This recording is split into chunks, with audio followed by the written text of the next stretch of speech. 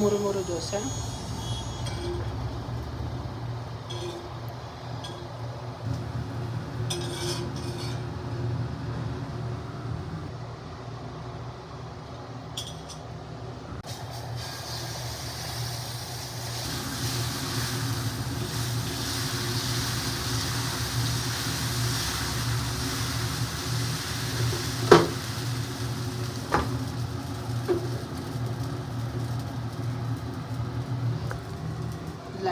Breakfast, morning breakfast.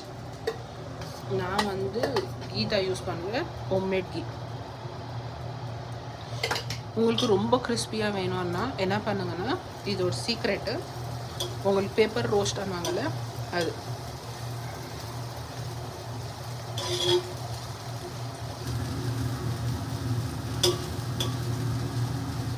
இது paper roast மாதிரி வரும்.